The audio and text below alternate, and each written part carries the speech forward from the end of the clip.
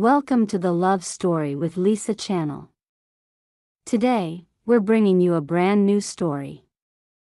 I was once a noble lady, once a beggar, once a princess, and once an emperor.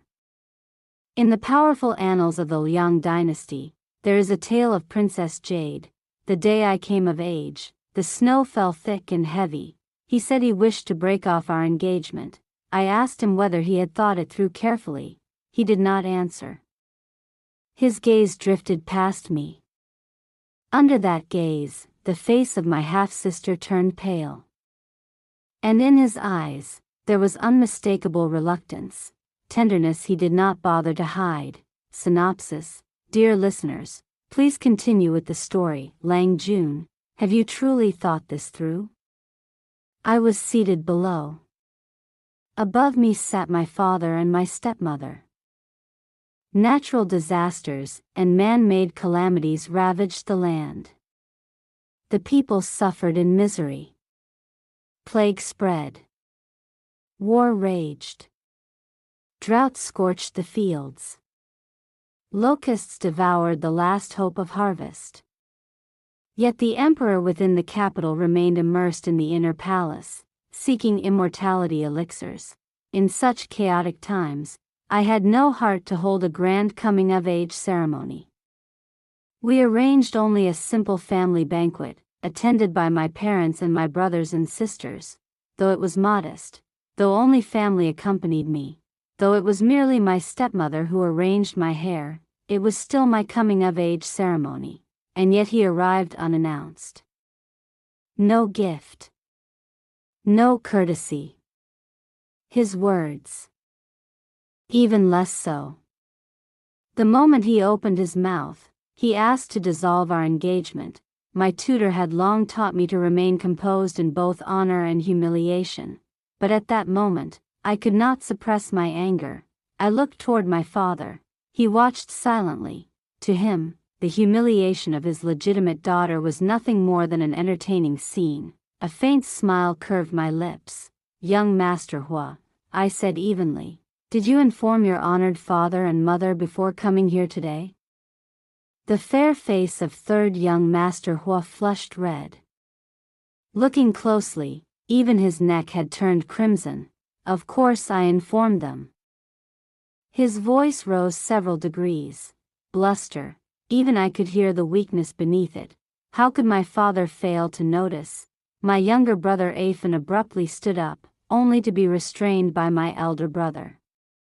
With both parents present, how could it be his place to speak? I performed a formal bow to third young Master Hua. Then I turned and ordered the servants. They brought me brush and ink. And a jeweled box. I had never liked practicing calligraphy, yet my tutor insisted I copy scriptures daily to temper my character. Thus I developed a steady hand.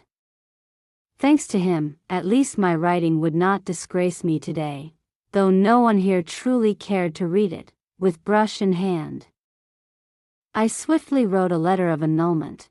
I handed it to him together with our engagement token.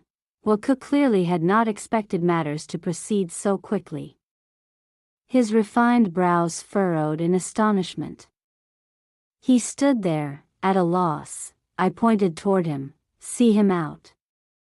Huaku, the famed young master of the Hua family of Yongyuan. Elegant as jade. Graceful as wind. His name and talent were spoken of in the streets, admired within boudoirs, and fondly remembered in pleasure houses. Yet never in his life had he imagined being chased out with a broom. I draped a crimson cloak over my shoulders and stood quietly at the gate, watching the onlookers whisper and point at the celebrated gentleman of Yongyuan.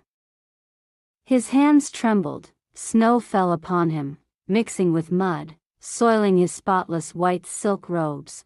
Third young Master Hua, I said clearly, the Hua family and the Meng family have been close since childhood. Our engagement was arranged years ago. By all rights, we were to wed this coming March. Today is my coming-of-age ceremony. You arrive without invitation, without gift, and open your mouth only to demand dissolution of the betrothal. The Meng family has never lacked courtesy. May I ask, Lang Jun, why do you insult my family so? Hua Ke's face gradually drained of color. He had always been pale. Nothing like me, who trained daily in archery and horsemanship. Standing beside him only made him appear more delicate, almost feminine. He lowered his voice. I did not know today was your ceremony. I will come another day to apologize. In 3 months we are to be married, I said calmly.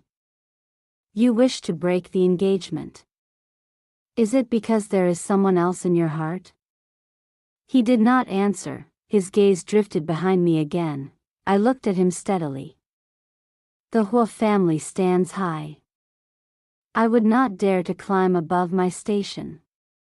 Inform your honored parents. Do not allow this to disrupt the future of the daughters of the Meng household. A servant presented the jeweled box containing our engagement token. It had once been safeguarded by my mother. After her death, I kept it myself. I threw the box at his forehead. I had held back my strength, yet it still drew blood. He looked even more wretched than before. The heavy gates of the residence closed with a thunderous sound. When I turned back, I saw my half-sister's face pale as paper. Hua Ke's disturbance had utterly ruined the atmosphere of my ceremony. I invited everyone back to the banquet. The cold was biting, the dishes would soon grow cold, yet my half-sister, Aling, knelt beneath the corridor and refused to rise. Her birth mother, Madame Song, had witnessed everything. Naturally, she understood her daughter's abnormal reaction. She hurriedly knelt as well, fearful that I would vent my anger upon her child. She feared me. Why had the sisters of this household come to such a state? My father took his seat and asked, "Why are you kneeling?" Aling bowed her head and said softly, "Father, I have committed a sin." Aling knelt, her voice trembling, "Father."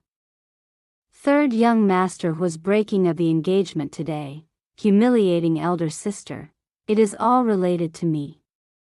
Father merely responded with a low His face revealed nothing of what he was thinking.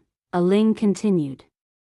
When elder sister and second brother were not yet home, young Master Hua often came to our residence to study with eldest brother. Because elder sister was absent whenever he visited, he mistook me for her at first. After that, he frequently came to the manor to play with the younger brothers and sisters. I used to think. I thought he treated me and the others well for elder sister's sake. She faltered, "Half a month ago. It seemed she could not continue. Aling covered her face and burst into tears. I slowly rotated the teacup in my hand. "Aunties," I said evenly, "take the younger brothers and sisters back first. If I hear a single word of what Linger says today repeated outside this hall, I will see how much punishment you can endure." The younger siblings answered in unison, "Yes." My youngest sister stumbled over the threshold as she left, her whole body shaking. Aling trembled as well. I remained silent.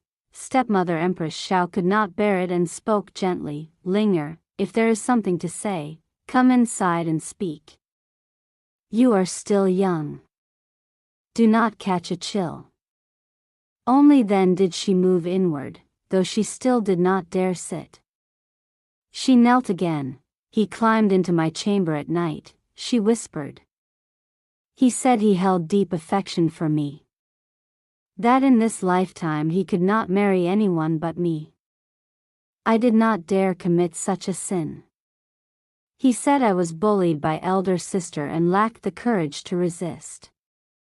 Then he tried to use force." Her body shook violently, if not for my maid noticing and entering the room. I fear I would have hanged myself at once. These past days elder sister has been with father at the military camp. I did not dare make this matter known. Today he came to break the engagement. I was terrified. Afraid he might do something worse. I quietly instructed Aman on several matters. She accepted the order and withdrew in silence. Madame Song saw me drinking tea without speaking and immediately bowed her head. Miss, it is this servant's incompetence. I failed to teach Linger well. I only beg you, for the sake that Linger is still young, and your half-sister sharing the same father, please forgive her. This servant will strictly discipline her and never allow her to make such mistakes again. I pressed my fingers to my forehead. Do you remember your status, Aunt Song? She trembled and prostrated herself fully on the ground. It seems you do, I said coolly. When my mother was alive, she told me you two were born of a noble family, reduced to concubinage only because your household declined. While the young ladies of the house were yet unmarried, Linger lived in my courtyard. I knew your mother and daughter did not have it easy. I did not wish to sever blood ties. My voice hardened. Now you say you have taught her poorly. Aunt Song, tell me, how does a concubine born of a noble house raise her daughter into someone so timid, so unable to distinguish right from wrong? The teacup in my hand shattered as I hurled it aside. Madame Song flinched violently. Aling was so frightened she forgot how to cry. Did Aunt Song know of this matter? I asked. Aling nodded through her tears. And she forbade you to speak? Yes. I let out a cold laugh. A strange man, your future brother-in-law, breaks into your boudoir at night. Your sister and father are absent, but your stepmother remains in this house. She is our mother in this household. Yet you confide in a concubine instead of the mistress of the house. And when the concubine tells you to remain silent, you truly obey? My gaze sharpened. You are the second miss of the Marquis of Boyuan's household. A general's daughter. Where is your spirit? If this had happened in another family, or at another time, it would be branded illicit conduct. At that point, only a strip of white silk would await you. Is that what you want? Aling wept until her tears soaked her sleeves. Madame Song kowtowed desperately. Young lady, please. My anger twisted into laughter. Were you calculating to send Linger into the Hua family? Third young master Hua sneaks into a maiden's chamber at midnight, defiling her reputation, and that is a man of virtue? The guards in this manor are strict. If he moved, how could no one notice? He indulges in romantic escapades, yet Linger would have to hang herself to preserve honor. I stared at her coldly. I truly did not expect you to be so foolish. Madame Song stammered, unable to speak further. Stepmother Empress Xiao, having watched long enough, called Aling to rise. Aling glanced at me timidly. Seeing my expression still dark with anger, she shrank back, trembling where she knelt. Empress Xiao did not rush. She rose from her seat herself and gently pulled Aling up, her voice warm and steady. Linger, from now on you will stay in my courtyard and study with your brothers. My good child, why do you belittle yourself so? What wrong have you done? She asked again softly. Tell me, what wrong have you done? Aling's tears had stopped, though her voice remained small. Did nothing wrong. Speak louder. I did nothing wrong. Father's expression softened into a rare, gentle smile. Aman returned and gave me a slight nod. Father, mother, I said calmly, Linger has been frightened today. Let her return and rest. Empress Xiao glanced at father. Only after he nodded did she speak tenderly, "Linger, go rest. Move into my courtyard today. Do not be afraid. Your father and I are here." A Ling was led away by the maids. Meanwhile, Madame Song still knelt on the floor. Suddenly, as if seized by desperate strength, she lunged forward, clutching father's robe and sobbing, "My lord. Linger is this concubine's life. You cannot let the mistress take her away like this." Father brushed her aside. "The mistress of the house naturally disciplines the children. You have turned my daughter into this. How the mistress chooses to deal with you, that debt remains to be settled." Then he looked at me, "Jade.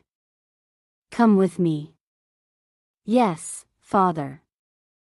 I rose and followed behind him, leaving all the turmoil and grievances behind.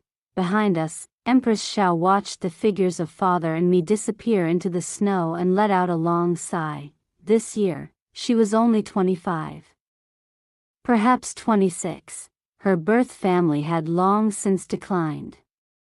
In her youth, she had shouldered the burden of her household together with her mother. Later, when she married into the Marquis of Boyuan's residence, she believed, having seen much of the world and confident in her own abilities, that she could manage everything.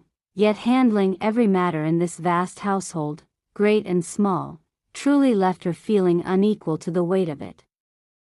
Her youth was still in bloom, and yet she already felt herself aging before her time. Looking at Madame Song, who was nearly sobbing herself unconscious, Empress Xiao calmly instructed a maid, "Find a few strong nursemaids. Gag Madame Song and confine her in the northern courtyard. From today onward, she will copy scriptures to pray for Linger's blessings. She is not to step outside even half a pace." The maid accepted the order and withdrew. I had thought father would take me to his study. Instead, he led me up to the city walls. Yongyuan City enforced a strict curfew at night, but who would dare block the carriage of the prefect? The snow fell heavier and heavier. The streets lay empty and desolate, broken only by the rhythmic call of the night watch. I gazed at the houses within the city. Here and there, a few lights still glowed. The common folk must have stored enough firewood for winter. At least their families would not have to crowd together for warmth.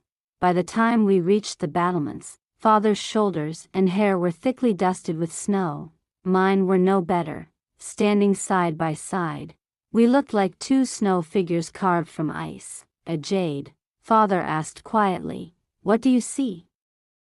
I widened my eyes. All I saw was the light reflecting off an endless curtain of white. "Father, your daughter is dull-witted." "I see nothing." He sighed. "Do you know how I built my foundation?" I knew. Although the Meng family descended from the prestigious Meng clan of Yunchuan, father had never relied on family connections to earn his title. In those early years, the clan head was incompetent. The family fortunes declined. When the head of the household died young, father's widowed mother was left alone with her child. They endured endless humiliation. It was my grandmother who held everything together. With her delicate embroidery skills, she barely managed to raise father. Her eyesight was ruined in the process. When father grew older, he found no success in scholarship and refused to bury himself in farming. He resolved instead to leave home and enlist in the army, determined to become a man who stood beneath heaven with unbending spine. At that time, the realm was in boiling turmoil. Rebellions raged within, foreign enemies pressed from without. Father possessed ambition and courage. On the battlefield he earned repeated merit. With his own hands, he carved out his career. For a time, he stood like brilliant embroidery upon brocade, and yet, the emperor in the imperial capital grew suspicious. On a pretext, he stripped father of military command. father brought his wives and children south and became prefect of Yuezhou. He had governed Yuezhou for 3 years now. Administration flowed smoothly. The people lived in peace. All trades prospered. The common folk never ceased praising his name. Father did not wait for my reply before asking another question. My daughter, third young Master Hua, is refined and elegant. The maidens hidden in their chambers all admire him. Though he may not perfectly suit you, why did you treat him as if he were refuse? It was true, Yuezhou, though distant, was vast. The Hua clan of Yongyuan had once ranked among the 6 great aristocratic houses. Though they had declined somewhat in recent years, in the eyes of outsiders they remained noble. Their descendants were as graceful as orchids and jade trees. The entire clan shimmered with prestige. Third young Master Hua had no desire for officialdom and possessed a free-spirited temperament. Yet he was extraordinarily talented and strikingly handsome. Had my mother not once gone to the capital, befriended Madame Hua, and pledged a marriage alliance between our families, I might never have been matched with him at all, I said calmly. From Yongyuan City to Yuezhou, and even in the capital, they all say third young Master Hua is the dream of secluded maidens. But in my eyes, he is nothing more than a hypocrite who deceives the world for reputation. Father remained silent. I continued. When Mother and Madame Hua pledged that the sons of the Hua family would wed the daughters of the Meng family, they did not specify me alone. The Meng household has more than one daughter. If third young Master Hua truly loved a Ling, he could have come openly to request permission. You are not stubborn, father. I am not a lovesick fool. Why could we not have fulfilled such a match? But instead, he crept into my sister's chamber, intending to dishonor her first. Then he disrupted my coming-of-age ceremony, staining the Meng name. I lifted my gaze to the white horizon, a man who cloaks himself in romantic flair, yet acts without conscience, polished and radiant on the outside, filthy beyond endurance within. Such a petty villain, how could I not despise him? Father looked at me for a long time, then, slowly, he smiled. You are not like me, he said. Nor are you like your mother. You resemble your grandmother. Softly, I replied, if I can resemble grandmother by even 30%, it would be my blessing. Grandmother had raised father with her own hands. When father finally returned in triumph, he secured for her the noble title of Madam of Imperial Appointment. Father was a man who stood upright beneath heaven, head high and feet firm upon the earth. But within the inner courtyard, he had not been a filial son. The wives and concubines lived in discord. My mother, gentle by nature and lacking cunning, had no means to manage them. Grandmother was worn down by endless worries. Her health deteriorated day by day. She had scarcely enjoyed a few peaceful years before she passed away. At that thought, I could not help but mock myself. Even if father had failed in certain duties, as a daughter I should not speak of his faults. Was my conduct now not also unfilial? Father asked. Do you know why third young Master Hua came without a calling card? Without informing his parents, and so urgently demanded to break the engagement? I truly did not understand. Though the Hua family had declined somewhat in recent years, their ancestral foundation remained. Why would Hua Cook commit such a discourtesy? Please enlighten me, father. From his sleeve, father withdrew a letter of yellow silk. The fabric shimmered, embroidered with gold and inlaid with jade. My heart trembled. I did not know whether I should kneel. It was an imperial edict. Such a thing should be placed upon the family altar and honored daily. Yet father had hidden it in his sleeve. Only father and daughter are present, he said calmly. You need not kneel. The snow had stopped. By the faint light filtering through the pale night, I read the characters one by one with difficulty. When I finished, my entire body went cold. The edict commanded that I, the daughter of the Meng family, be sent in marriage alliance tribute to Ruren. Father's voice was icy, yet not enraged. Ruren presented a state letter this evening. They bowed and declared submission, offering annual tribute. But by name, they requested a daughter of the Meng family for marriage. My teeth clenched so tightly that I tasted blood. Father had built his career through war. He had reclaimed 15 cities of the great Liang Empire from Ruren. He had recovered 700 li of lost territory. Yet upon his triumphant return, what he received was suspicion from the throne, and now they wished to send his daughter to Ruren. What intention lay behind this, every civil and military official in the court understood perfectly well.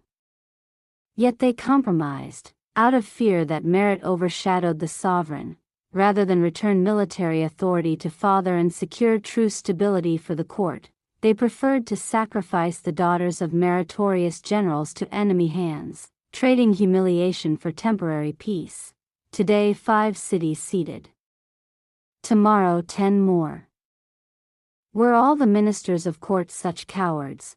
Was the emperor upon the throne equally weak? Father said, "You are betrothed to the Hua family. If this marriage alliance proceeds, it will fall upon Linger instead. I fear third young master Hua intends to dissolve the engagement with you so that, as the eldest daughter, you must shoulder the alliance. Only then can Linger escape disaster." I let out a cold laugh. The beating I gave him 3 days ago was too light. Father looked at me.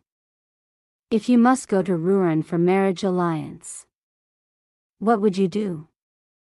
I fell silent, weighing his meaning. I was his legitimate daughter. There were many brothers and sisters in this household, but only my elder brother and I had been personally instructed by father. After mother died in misfortune, I had led my younger brother across 1,000 li to find father. He had allowed me to eat and sleep within his own courtyard, teaching me archery and horsemanship himself, asking after my studies, loving me openly. How could he possibly wish to send me away in marriage? Then why ask? What answer did he want? The wind rose, cutting across the battlements. "If I go to Ruren," I said slowly, "and if I survive 5 years, Ruren will have a Han Empress Dowager." Father burst into loud laughter. "Indeed, my daughter. You never confine your vision to the present." Then he asked, "If I do not wish to send you, how should we resolve the current predicament?" I pondered a moment. "I have 3 strategies." "Speak." "If it is the lower strategy," I said evenly, "then father should immediately betroth me elsewhere, or find a substitute. Or let Linger go in my place. If it is the middle strategy, father should enter the court and argue the case, relying on your remaining military authority and your reputation to pressure the emperor." "And the highest strategy?" His eyes gleamed. Perhaps I was drunk. Earlier at the banquet, I had drunk 2 cups of wine, or perhaps I had gone mad. I knelt and bowed deeply. The blood in my body roared in my ears as I heard my own voice speak. "If it is the highest strateg, then I ask you, my lord, raise the standard of rebellion." My knees ached against the frozen stone. Though I wore thick garments, the piercing wind chilled my bones. Yet my blood burned fiercely. Father laughed again, wild, triumphant, and personally lifted me to my feet. When father had ridden across battlefields, I had not yet been born. Yet at this moment, I saw him as the hero of legend, spirit towering. "So be it," he said. "Then we shall rebel." The following month, an envoy arrived bearing the imperial edict. conferring upon me the title of Commandery Princess and ordering me to depart for Rouen in marriage alliance. Father flew into fury, accusing the envoy of falsely proclaiming the edict and beheaded him before the army as a sacrifice to the banner.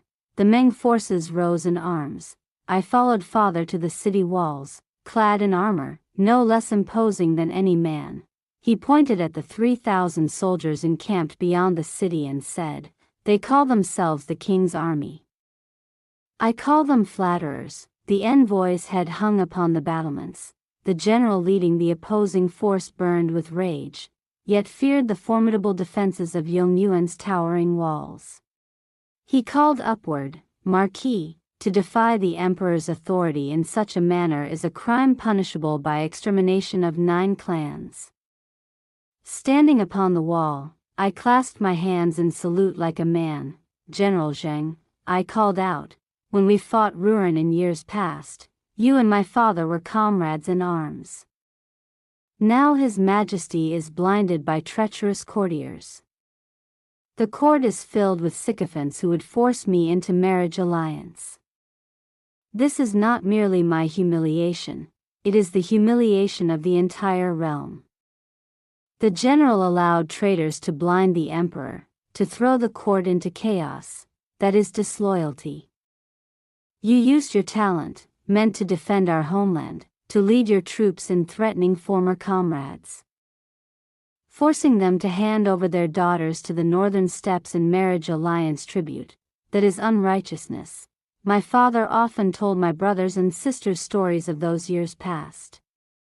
Every time I listened, my blood would boil, and I would admire the general's noble virtue beyond measure. Only today do I see the truth, that the general is nothing more than this. My father truly chose the wrong friend, and mistook a wolf for a loyal hound. General Zheng seemed enraged beyond bearing.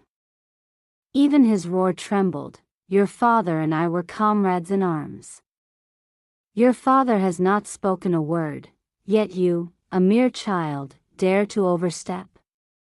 I replied coldly, "My father is a hero without equal.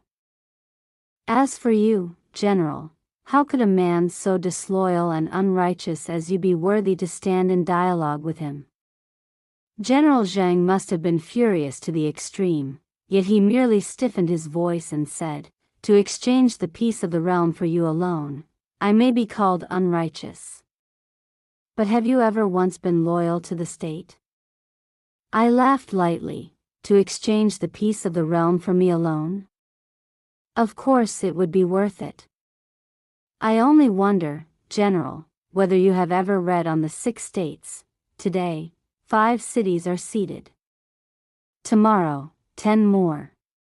And only then is a single night's rest secured. Yet at dawn, the armies of Qin stand at the borders once more. The lands of the feudal lords are finite, while Qin's greed knows no end.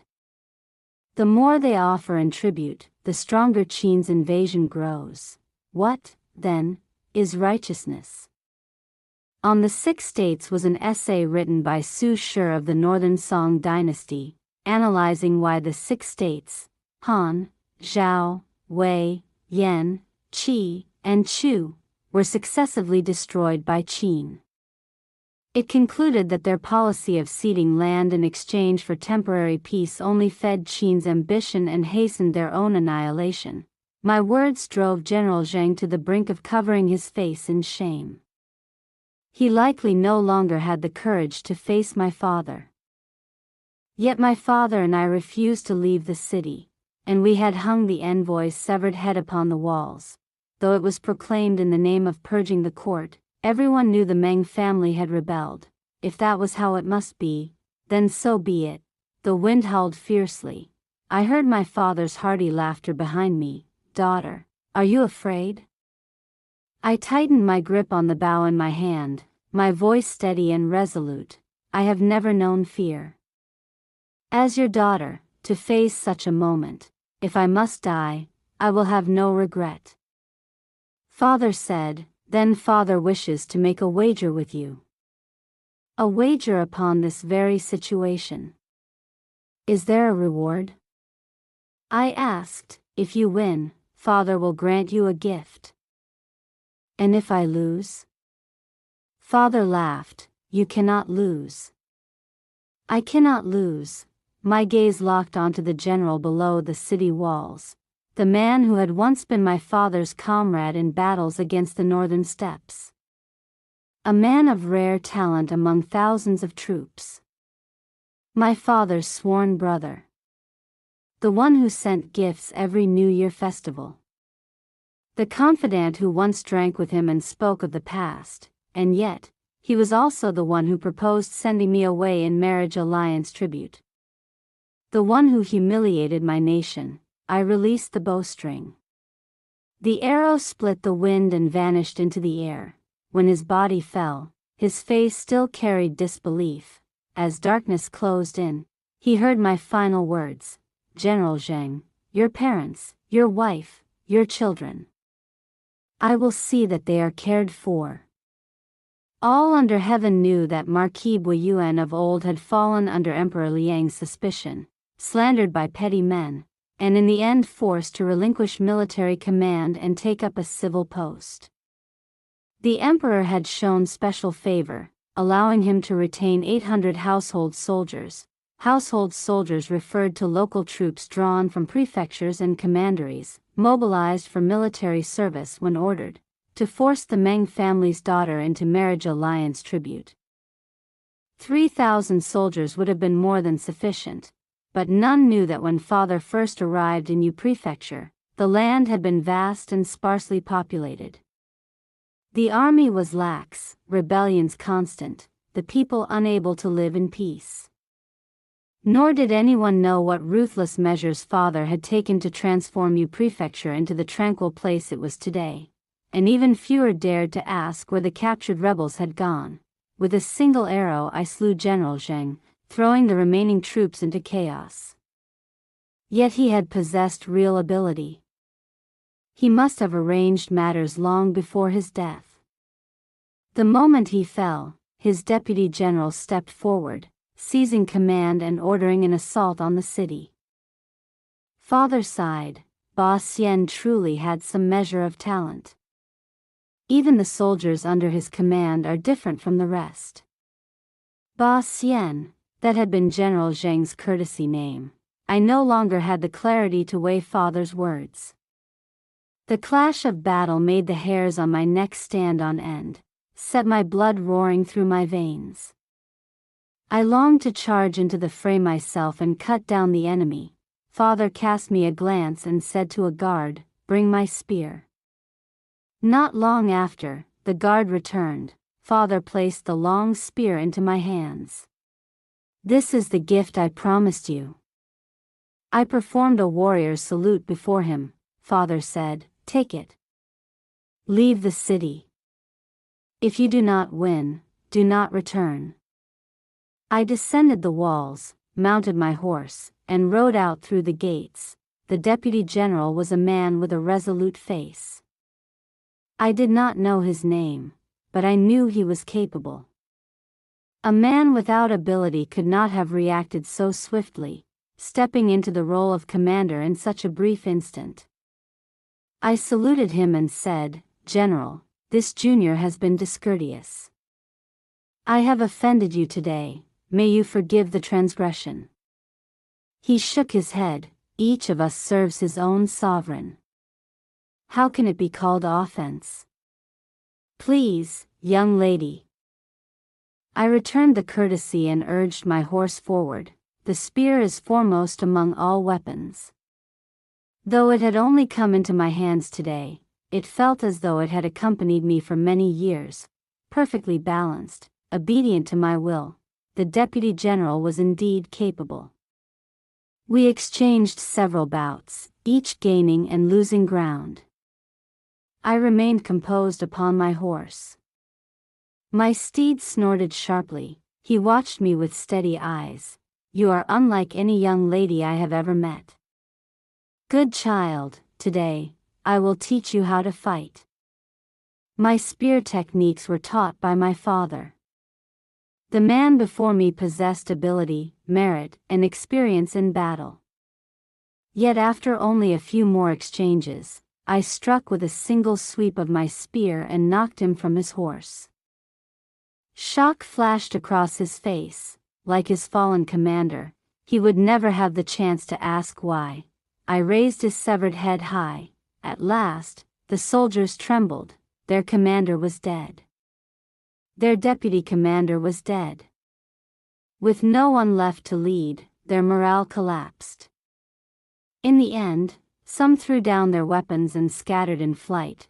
Today's battle, I won.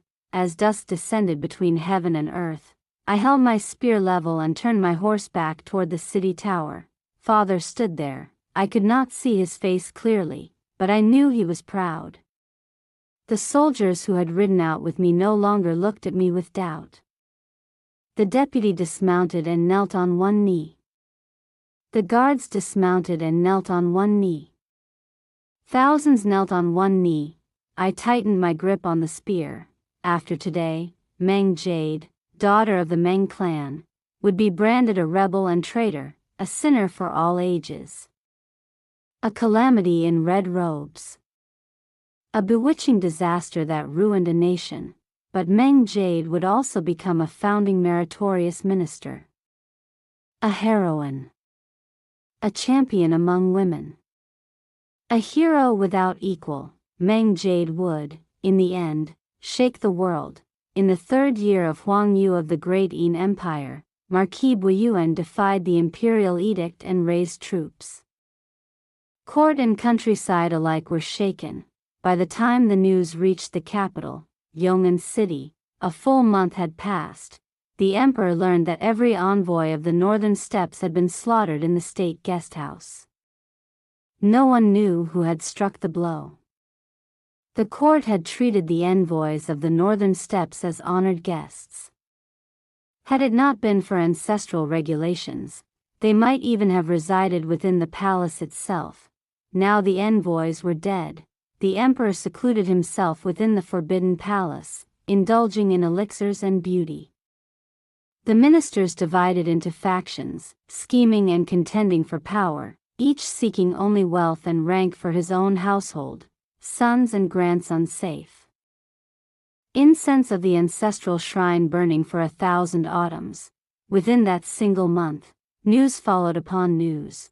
The Meng army advanced like splitting bamboo, capturing southern cities in succession. The court had enjoyed peace for too long. The nobles knew only luxury and nightly banquets. Young aristocrats of the 5 mausoleums flaunted their wealth and rank without restraint. In Taicheng, indulgence had softened the bones of the powerful. Extravagance and idleness had eroded the resolve of civil and military officials alike. In the Great Yin court, everything had its price. To obtain office, pay silver. To kill a man, pay silver. Even when enemy troops stood before the city gates, still, pay silver. It was so with the northern steppes. It was so with my father. Heavy taxation drove the common people into desperation. Some starved to death in the fields. Some rose in rebellion. I had seen corpses of the starved lying scattered across farmland. I had seen the northern steppes drive border civilians like cattle and sheep. I had seen families sell wives and children, calling it seeking a better refuge. I myself had gone hungry for 3 days and 3 nights. I am practical. I love money. That is why I would not carry a dowry and 15 border cities to the northern steppes in marriage alliance tribute. My father is also practical. He also loves money. When the court panicked and sent an official to denounce him as a rebel and traitor, father beheaded the man on the spot. The next official arrived with 12 measures of humility and 3 chests of Yangzhou treasures, respectfully apologizing. The emperor was willing to retract the edict demanding a daughter for marriage alliance tribute and even restore father to his former position. So long as he withdrew his troops, father turned northward, bowed in acceptance, took the treasures, and ordered that within the month, we march on the next city. So long as the treacherous ministers remain unpurged for a single day, this army shall not retreat for a single day. I watched the chaos and could not help but feel a trace of bewilderment. How could there be an army in this world so easy to defeat? How could there be soldiers who fled before the battle even began? How could there be civilians who trembled in terror at the mere sight of uniformed men? How could there be cities where military discipline had decayed so utterly? People later praised me as a commander touched by the divine. But I knew well, my greatest enemy was not the court, it was the rebel armies. Father once asked me, "Are you afraid?" I answered, "What is frightening is not killing. It is the demons within the court." To take a city from the imperial forces required only days. To subdue the rebel factions required years. I never once underestimated the strength of the people. Thus, whenever we captured a city, I immediately stabilized it, took over the magistrates' offices, inventoried property, registered the population, calmed the people's hearts, and redressed injustices. In just 3 short years, rumors spread like wildfire that the Meng family had received heaven's mandate, descending to deliver the people from suffering. Under the rule of the Meng family, military discipline was strict. The people lived in peace, and taxes were simple and light. Under the rule of the imperial court, corruption ran rampant. Corpses lay everywhere. The people had no means of survival. I returned to the command tent and knelt before my father. Within the tent was also my mentor, Master Mei Yuan Bai. He was a great sage of his age. When I was only 1 year old, he descended from the mountains, bestowed my name, and began teaching me my lessons, rights, strategy, and the art of war. When I was 12 and returned home, he advised father to keep me by his side, to spare me from the calamities of the inner court. In those days, he was renowned across the realm. All under heaven revered him and called him Lord Mei. I bowed deeply before my teacher, performing the proper rites. Only when he granted permission did I dare to sit. Lord Mei handed me a silk letter and indicated that I should read it. I read each word carefully. My heart turned to ice. The northern steppes had launched a massive invasion of the borderlands. At the very river crossing that served as the gateway to the capital, the northern steppes had breached the frontier.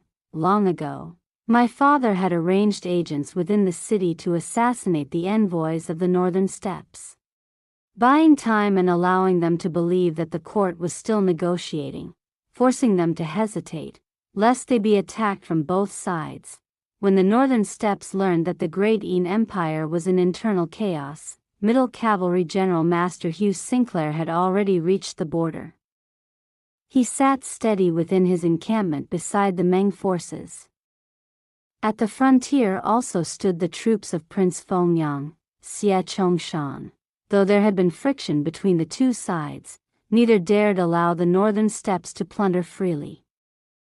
Thus, the border had remained stable. Father was able to focus on the front lines without worry. Master Hugh Sinclair had once studied under father. He was skilled in warfare and adept at concealing his strength. When the Great Yin court entered negotiations with the northern steppes to prevent complications, Emperor Liang issued an edict summoning Master Hugh Sinclair back to the capital. Later, when the Meng family began purging the court, Hugh Sinclair quietly left the capital and returned to the frontier. Though his allegiance was ambiguous, he nonetheless prevented the northern steppes from advancing further. He would never surrender. I asked the 2 elders, "Has Xie Chongshan surrendered?" Father's face darkened like still water. Lord Mei replied, "Xie Chongshan knows the Meng family aspires to the realm. He also knows there must inevitably be a decisive war. If the Meng family truly seizes the empire, he would be branded a rebel and traitor. By colluding with the northern steppes, he may yet gain a chance to contend for supremacy himself." I pondered for a long while before voicing my concern. if General Hugh must face two enemies at once, even with exceptional talent, it will be difficult to prevail. I wonder, how will Emperor Liang decide? Father let out a cold snort. How will he decide? Why not see for yourself? This is the imperial edict I intercepted. I took the bright yellow silk decree. It was filled with accusations. Master Hugh Sinclair was ordered to return to the capital immediately and assist in suppressing the Meng rebels. As I read, my heart grew colder still. Though I had witnessed Emperor Liang's ruthlessness before, disappointment still rose within me. With such a deluded sovereign, how could the realm ever be governed? Father asked. What do you intend to do? I placed the edict upon the table, rose, stepped into the center of the tent, and knelt. Bowing deeply, I spoke earnestly. I beg you, my lord, to dispatch troops to aid General Hugh. Father said, Hugh Sinclair is cunning. Though he came from my school, he does not support my claim. He wishes only to remain neutral. To hold the frontier. Whoever wins, he will claim merit. Such a petty man, and you would still help him? I answered, General Hugh may be calculating, but he is no sycophant. Though he stands neutral, he sincerely protects the nation and its people. In these past 3 years, the frontier has known stability. Countless civilians have suffered less because of him. He does not seek gratitude from the Meng family. The court cannot reward him. The Meng family will not reward him.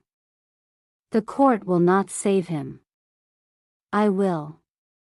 Yongning Commandery was the final defensive line protecting the capital. The Commandery governor was a capable man. Though deprived of supplies and reinforcements, he held firm for 3 days. Commandery governor refers to the chief administrator of a commandery within the ancient Chinese administrative system. He was a worthy talent. Naturally, I attempted to persuade him to surrender. I said, the great Yin is without virtue. Emperor Liang is without virtue. Why must you bind your family's lives to a sinking ship? Why not surrender and accomplish great deeds? The governor replied, I have received the emperor's salary, therefore I am loyal to the emperor. If heaven shows no mercy, that is my fate. I am willing to die to repay the great Yin. I ordered the assault. Yongning Commandery finally fell. When I ascended the city tower, the governor had already taken his own life to preserve his honor. At that moment, a guard came to report. Within the governor's residence, all 13 members of his family had taken poison together. Their faces were peaceful, composed in death. I bent down and straightened the governor's official hat. He had refined features, a gentle countenance. Had he not been born into an age of turmoil, perhaps he might have sat calmly by a window, drinking tea and reading books. His wife might have mended his robes beside him, and his child might have leaned out the window, mischievously pretending to skip lessons. I could not understand it. The emperor was without virtue. Why would a man entrust his fate to such a blind and doomed age, certain to perish? I could not understand men like that, but I respected them. I ordered the guards, bury them with care. Yongning Commandery had fallen. I did not remain to handle trifling matters. Instead, I led the army straight toward the capital, Yong'an. 300 years ago, the Li ancestors of the Great Yin Empire had founded their nation here. 300 years later, Meng Jade of the Meng family personally came to knock upon its gates. I rode forward. It was already autumn. Cold rain fell against my armor. My blood burned within me. In my hand, I gripped the scarlet flame spear my father had given me. The city gates opened wide. I saw the terrified citizens scattering in panic. Aristocratic sons peeked out in fear from behind their doors. Blood flowed through the streets, seeping into the soil and stone crevices. I had crossed mountains of corpses and seas of blood to arrive here, to accomplish a great undertaking. I lifted my gaze. Smoke billowed from the imperial city. Loyal ministers had been exiled by a foolish emperor. Faithful guards had fallen beneath enemy blades.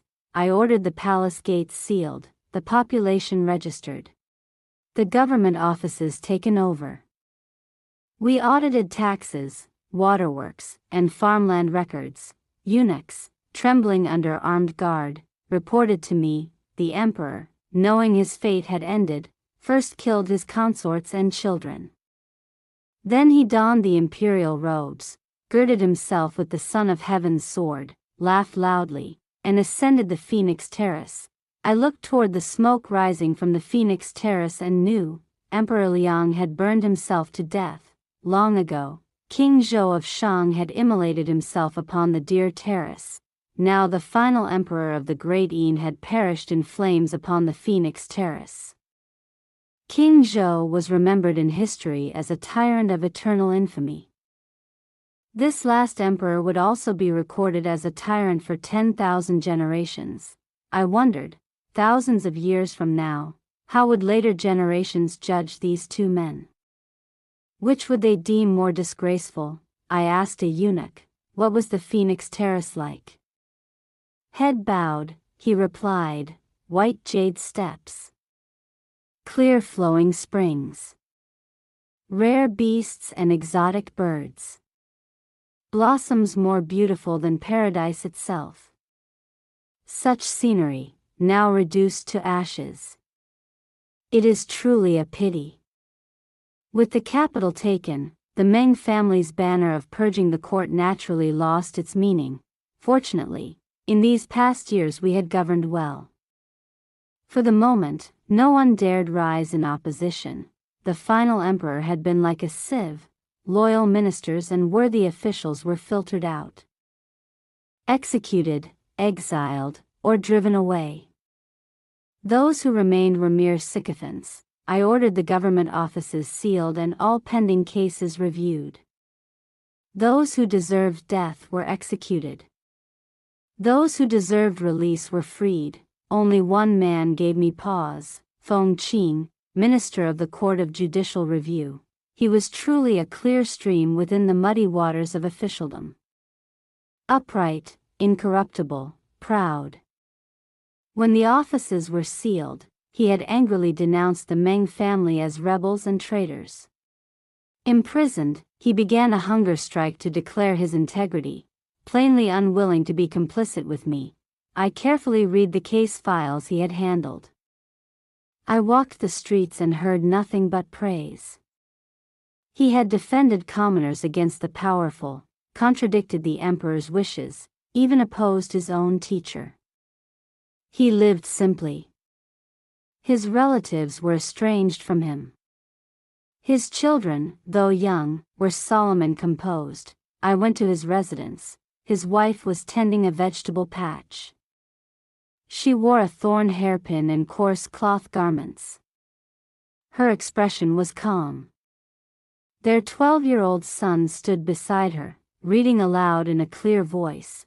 The way of the great learning lies in manifesting bright virtue, in loving the people, in abiding in the highest good.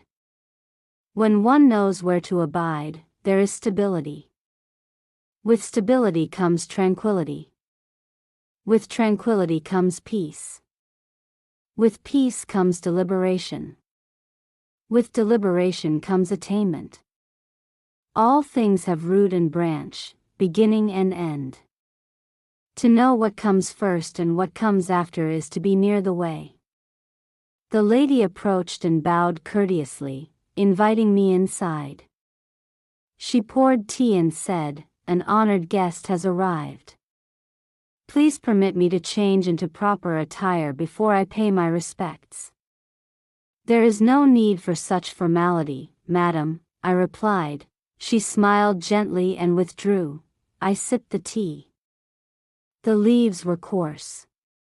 Judging from the humble surroundings, I suspected this was the finest tea they could offer. The house was neither grand nor spacious, but it was sturdy enough to shelter from wind and rain.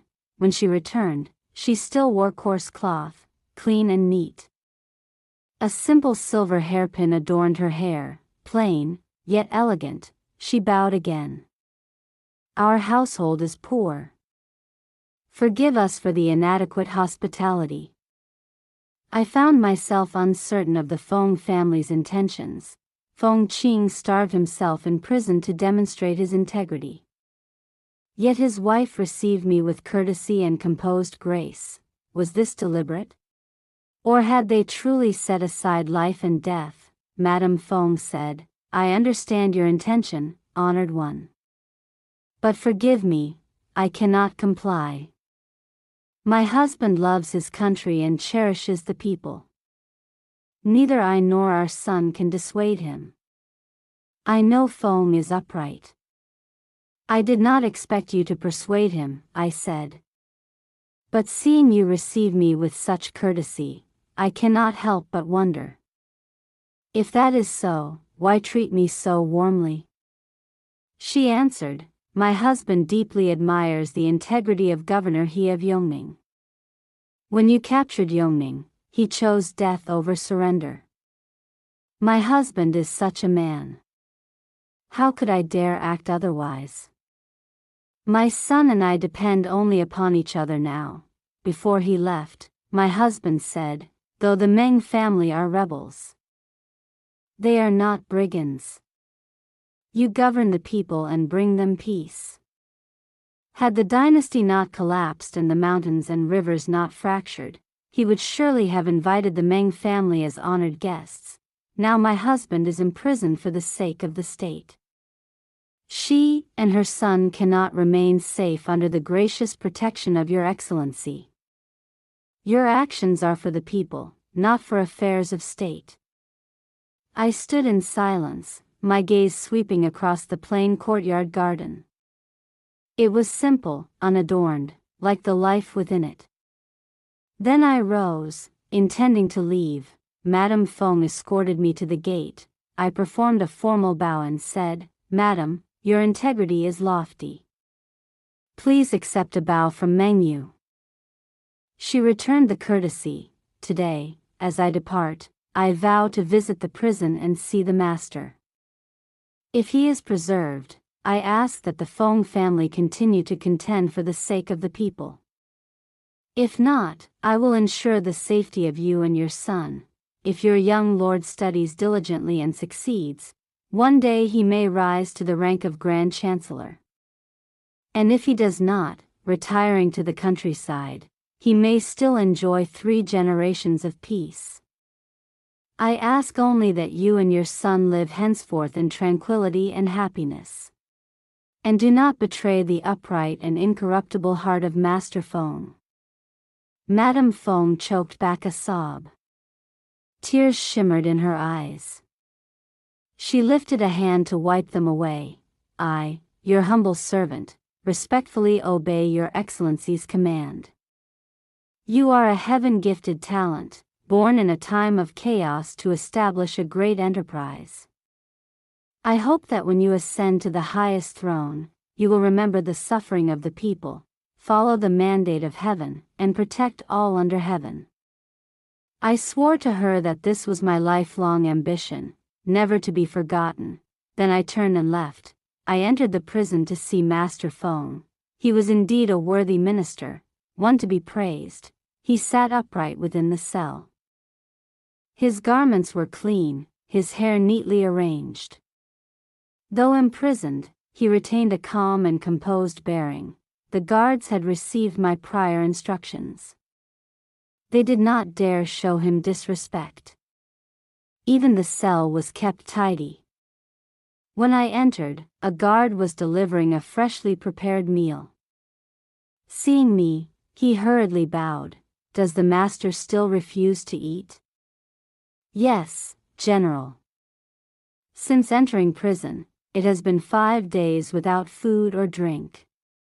Each day we brothers purchase the finest dishes from the taverns and bring them here, yet the master will not partake. We can only carry them away again. I ordered a jar of wine brought in. Feng Qing kept his eyes closed. I was not surprised. I placed 2 cups upon the table, then knelt respectfully. Master Feng, Meng Yu visited your residence earlier and spoke for a while with Madam and your son. Feng Qing did not stir. I filled both cups with wine. There is something I do not understand. May I ask the master to enlighten me? After a long silence, he opened his eyes and regarded me. You are a man favored by the mandate of heaven. Your teacher is a great sage of our age. Why, then, seek answers from me? His complexion had turned pale. He had reached his limit in these past days.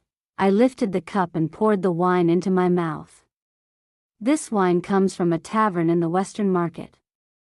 Its flavor is nothing remarkable. But on campaign, when supplies are scarce and hardship constant, to have wine like this is already a rare luxury. What right have I to be fastidious? I set the cup down. The civil and military officials of the court, most of them were once idle parasites. Master, you must know the inner workings well. I cannot understand how a man as upright as you could serve as minister of the Court of Judicial Review and yet remain unharmed. In a corrupt court, the clearest mind is the most dangerous. To my surprise, Feng Qing smiled. It was a helpless smile, strained, bitter. The emperor is without virtue. The ministers flatter and scheme. They require a shield, to calm the people, to command their hearts. In this darkness between heaven and earth, they need a single ray of light. How pitiful! He understood the truth, yet could not escape it. I said slowly, they despise you, yet they cannot do without you. The current of trust within the people's hearts runs too strong. It frightens them. Yes, Feng Qing replied. Once, for the sake of the people, I struck an arrogant son of a noble house in the middle of the street. His clans sought to punish me, but the common folk protected me. When I left office, they presented me with a 10,000 people umbrella to see me off. When an official is deeply loved and respected for fairness and virtue, the people contribute money and labor to craft a large ceremonial umbrella as a symbol of gratitude and esteem. My teacher appointed me to the Court of Judicial Review. The people rejoiced, believing their lives would improve at last. They finally had an incorruptible official. No longer would they cry to heaven unheard, nor appeal to earth unanswered.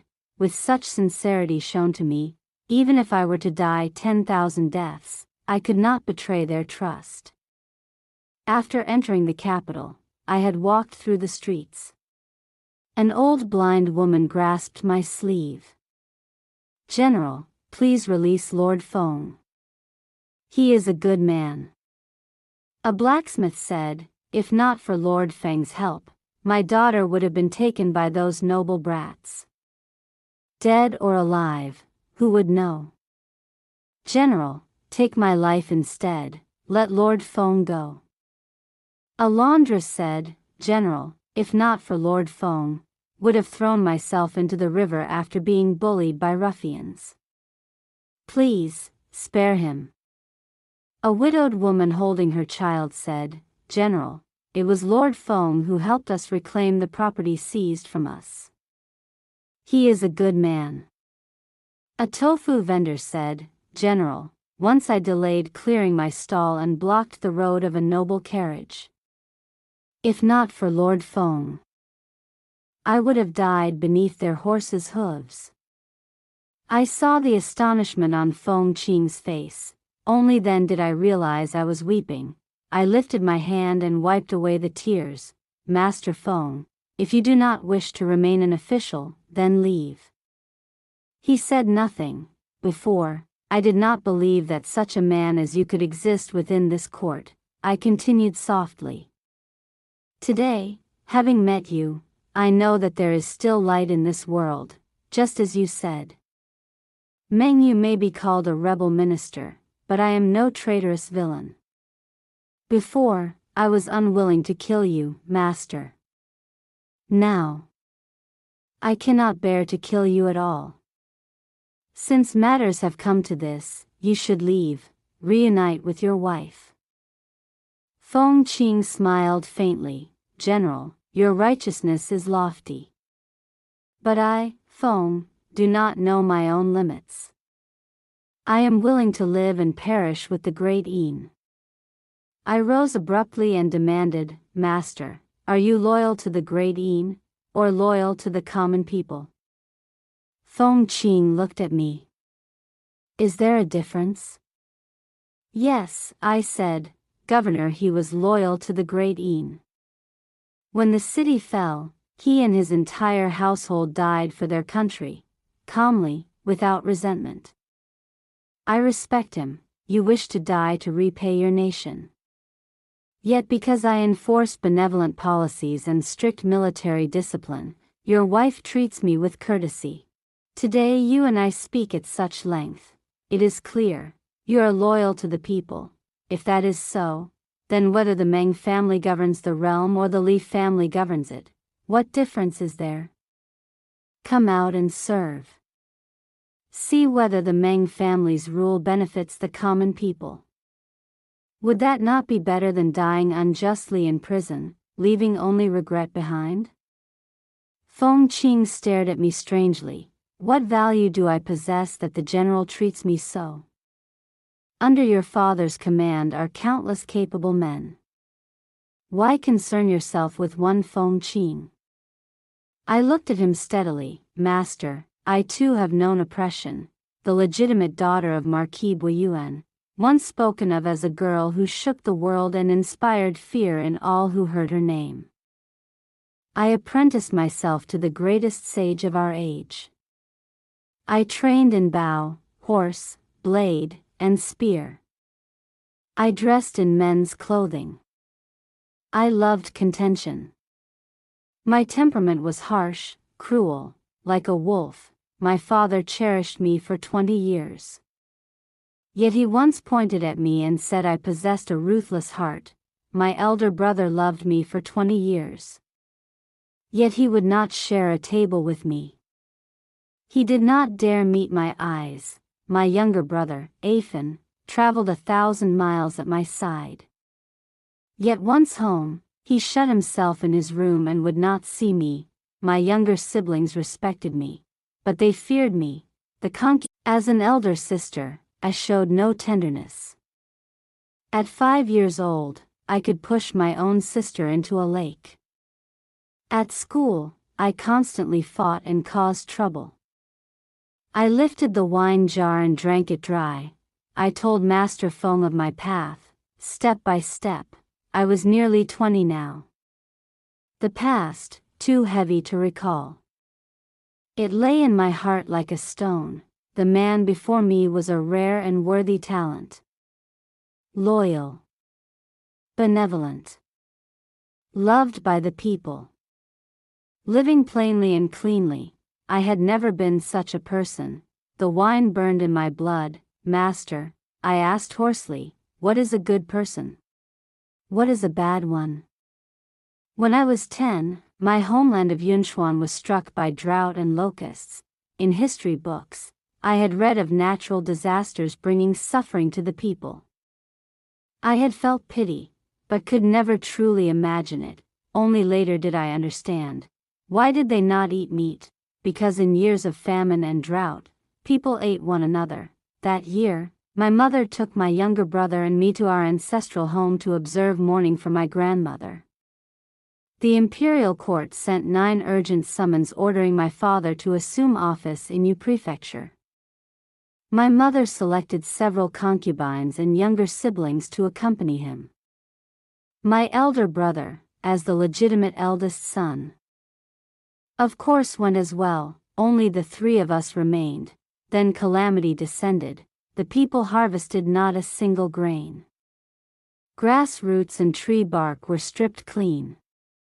Their throats were so parched they bled. Their skin was rough and cracked.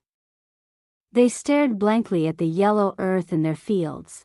Children with hollow cheeks and swollen bellies cried out to their parents, saying, "It hurts." But there was nothing to be done. The parents were no better, gaunt as skeletons, dry as the soil, their stomachs distended like drums. Grotesque.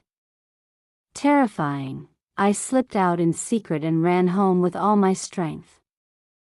My voice trembled as I begged my mother to fortify the walls, to heighten vigilance. To send for father. In famine, I said, there will be no more people, only cannibals. My mother rebuked me harshly. She said I had a wolf's heart. That I was selfish. That I endured nothing. Yes, I was the daughter of Marquis Boyuen, born into wealth and privilege. I had never seen the people's suffering. If your father places such hopes upon you, she said, how can you watch the clan and the people starve in the streets and do nothing? I knelt beneath the eaves, weeping, pleading with her, do not distribute all the grain for relief. If they learn we have stores, they will come to seize it. Do not send the servants out to comfort the people.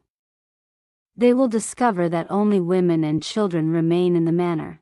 Do not go personally to give alms. They will know the madam is compassionate, and the Meng residents will fall into danger.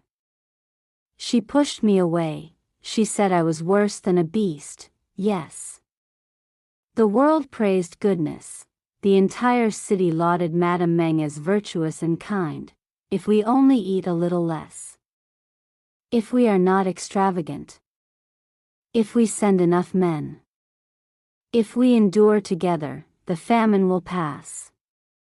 She made my brother and me distribute porridge by the roadside, so that I might see hunger with my own eyes. I did not feel shame, I felt fear. Those people did not look at their benefactor. They looked at the food. The Meng family's wealth came through my father. Of course we were prosperous, but however wealthy we were, how could we possibly feed every soul in the city? My father sent men to fetch us. My mother refused them. My mother said, the Meng family is the Meng family of Yunchuan. I am a woman of the Meng household. How can I abandon the people here? From that moment, I knew she had already chosen death. Her kindness was a kind of cruelty. She did not understand that 3 women and a child could not withstand the tide of such times. She did not understand the principle of advancing step by step. The praise of the common people stirred her heart. A few grateful words were enough to make her fervent. She distributed not only thick porridge, but dried rations. When the grain ran out, she handed out money. She pawned her own jewelry to buy more grain for relief, but without my father's army to suppress unrest, without his iron hand, without his wisdom and authority, she could accomplish nothing. That night, the Meng residence was surrounded, the granary was looted. I dragged my younger brother and hid within the rockery beside the lake. Only thus did we avoid being seized, avoiding being eaten. We hid for 2 days before daring to emerge and search for our mother. She was barely breathing. With her last strength, she ordered me to go to Yu Prefecture and find father. She forced me to swear that I would care for my brother well. Then she closed her eyes. I pulled my brother away without looking back. The plump little boy, once so pampered, struggled and screamed that we should carry mother with us. I did not hesitate. I struck him across the face. When my brother and I turned 11, beneath skies ablaze with crimson clouds, a wandering fortune-teller came begging for wine. He pointed at me and said, "This girl is no ordinary soul." He surely never imagined that before I would accomplish any great enterprise. I nearly ended in a cooking pot. We dared not reveal our identities. We dared not speak freely. Along the roads there was war. famine devoured the land. Those who did not starve either rose in rebellion, or became bandits. I was still only a child. Mother had entrusted my brother to me. I could barely keep us alive. Merely not starving to death was already a struggle. I was deceived. Beaten. Sold. I mingled among beggars. On days when I was fortunate enough to obtain a scrap of food, my brother would sit beside me devouring it, while I picked up a stick and wrote passages from the histories in the dirt. Once, traffickers seized my brother. I pretended to sell myself, like those who sell their bodies to bury a father. I fawned upon the traffickers, plied them with drink, then shattered their limbs. When I turned back, I saw my brother retreat a step, his eyes filled with fear. In the mountains, one never knew when a tiger might leap out and swallow us whole. I forced my brother to recite the book of songs. I told him that in just one more month we would arrive. When keeping night watch, I would mutter lines from Mencius. When heaven is about to confer a great responsibility upon a person, it first afflicts his mind with suffering, wearies his sinews and bones, starves his body, impoverishes him, and frustrates his endeavors, so as to stir his heart, temper his nature, and increase his capacities. The journey should have taken 3 months. It took us 2 years. I saw vast rivers and mountains. I saw the splendor of the human world. I saw people displaced and wandering. I saw famine and war. I saw a man pick up his child, hands trembling, slap his own face, weeping apologies. My child, I was too hungry. The water had not yet boiled. And he died beside me. I saw a little beggar girl break her steamed bun in half and give it to me, whispering, "I know there are slave traders nearby. I'll take you to find your brother." I saw a wealthy young master in embroidered silk laugh as his vicious hound tore into a passerby. How dare a commoner snatch food from my beloved dog? I saw a woman holding her child smash her head to death at the gates of the yamen, while the fat old official inside merely wrinkled his nose in disgust. How unlucky! I had lost my senses. My words tumbled out, incoherent, disordered. Feng Qing remained silent, waiting until I finished. My tears had soaked my robes. The wine was gone. I stood. "Master," I said, "leave tomorrow. I will reopen the Court of Judicial Review and clear the backlog of cases. If you are willing, help me. If not, your wife and son are waiting for you at home. Meng Yu has been discourteous. Please forgive me." I turned and left. Behind me, from within the prison, came the sound of choked sobbing. The next day, I ordered the court reopened. Black armored guards stood at my side. The drum for grievances was struck at the yamen gate. I addressed the gathered crowd. "If you have grievances, you may beat the drum and seek justice." The people merely stood watching, heads lowered, as though they dared not look at me. "Lord Feng has arrived." Someone suddenly shouted. The crowd erupted like oil meeting water, instantly boiling over. "Lord Feng." Feng Qing appeared in the official robes of the Minister of the Court of Judicial Review. His hat was straight, his steps measured, his bearing upright.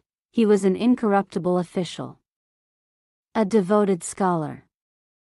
In the hearts of the people, he was a righteous magistrate. He paused and bowed respectfully to the crowd. He needed to say nothing. The moment he stood there, the people's hearts turned toward him. Feng Qing was a good official, but no one believed the black-armored soldiers beside me were good officials, and no one believed I was good. Some sharp-tongued scholars loudly accused Feng Qing of changing allegiance, betraying his former lord. Before I could act, the common people themselves rushed forward and beat the scholar until his head bled. He fled clutching his face. Seeing that I did not intervene, the crowd grew bolder. They still did not dare speak directly to me, but their murmurs grew louder. Yet on that first day, no one stepped forward to beat the drum. On the second day, an orphaned girl came forward. She accused a local tyrant on East Street of seizing her family property and forcing her to become his concubine. On the third day, a young flower vendor accused the servants of a general's estate of galloping recklessly through the streets with their master, treating human life as though it were grass beneath their hooves. By the fourth day, the Yamen gates were packed with people. The gates of the Court of Judicial Review stood open for 10 days. Anyone with grievances could beat the drum and cry for justice. Beside the entrance, the complaint writers' stalls stretched in long rows, sheets of accusations piled high. Soldiers under my command stood guard nearby. If a grievance proved true, they would cooperate with the clerks to investigate and handle the matter. As for local bullies, there was no need to mention them. Even scions of powerful noble families were seized by soldiers and brought before the court for judgment. The great clans of the capital were, of course, unwilling to submit. It was a pity that while they possessed wealth and titles, they did not possess elite troops. The hired scribes wrote endless indictments, distributing dozens of copies. I did not waver. Everything proceeded according to plan.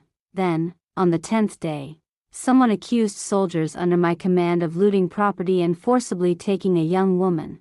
Feng Qing did not dare delay. After repeated verification, the accusation proved true. He came to ask me how it should be handled.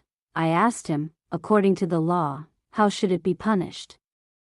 Feng Qing replied, 30 strokes of the heavy rod, and exile 3,000 li. I smiled faintly. According to military law, he would be beaten to death. I ordered the offender brought forward. He was bound and forced to kneel. Do you know your crime? I asked, pressed to the ground. He remained stubborn. General, if you treat us this way, are you not afraid the soldiers will grow cold-hearted? Other soldiers began pleading for him. That's right, General. He knows he was wrong. We've followed you through countless battles. Have we ever failed you? Today, for the sake of a mere girl, you are too harsh. However much he stole, we brothers will pool money to compensate her. She is poor, let her marry him as his wife. It would not be an insult. I let out a cold laugh, snatched the military rod from a guard's hand, and brought it down hard upon the man's shoulder. His scream split the air. You no longer have parents, I said. Does that mean others have no kin? If your father were killed, your mother violated, your sister carried off, your property seized, just because the offender was a soldier, just because he had rendered merit under his general, would that make it acceptable? Would you feel no hatred? You say you have never betrayed me. Have I ever betrayed you? Have your stipends ever been delayed? Your winter coats, your rations, your festival rewards, have any been lacking? You follow me in great campaigns. In the future, when you are granted titles and ranks, will you remember even one or two of your general's teachings, or not?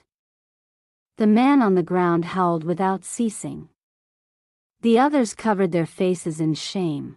I said coldly, what others think is none of my concern.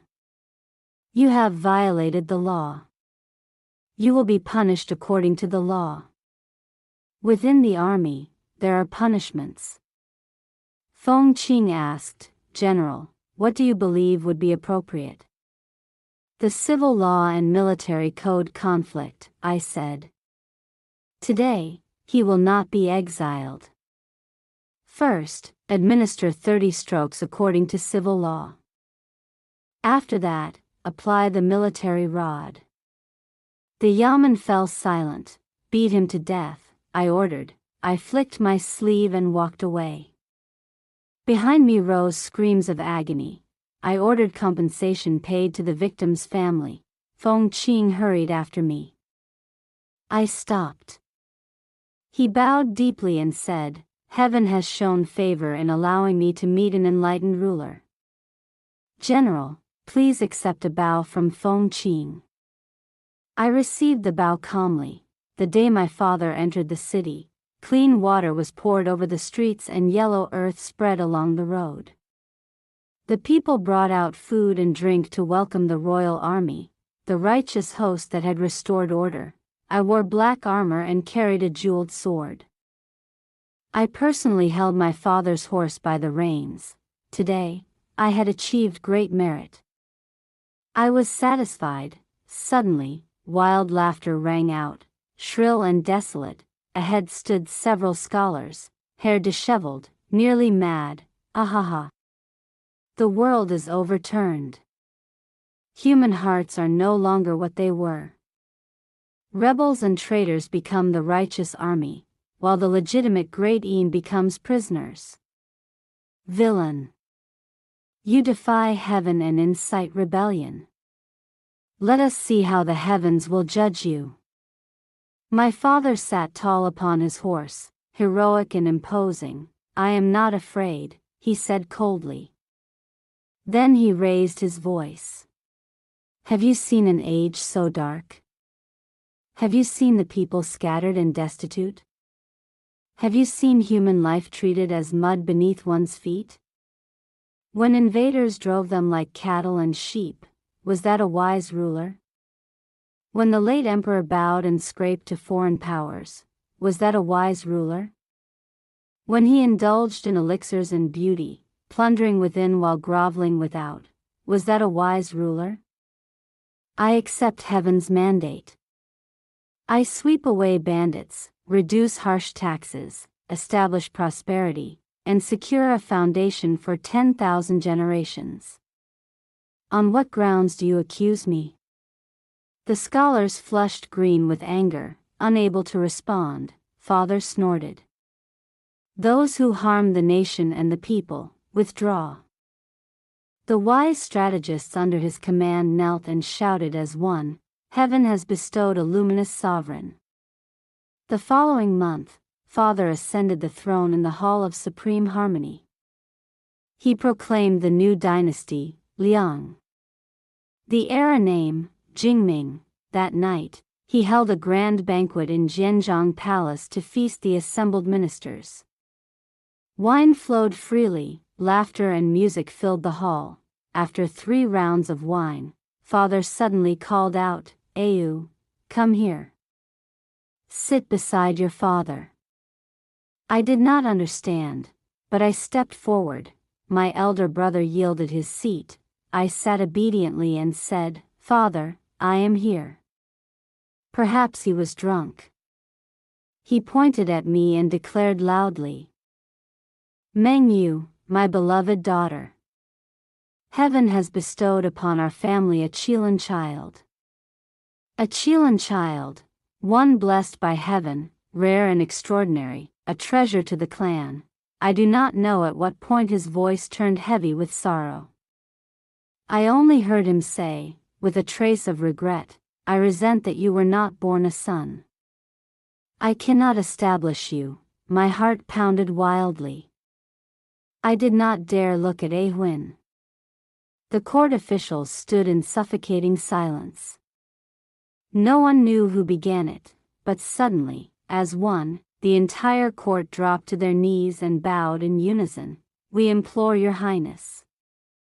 If you enjoyed the story, don't forget to like and subscribe to Love Stories with Lisa for more stories. Thank you so much.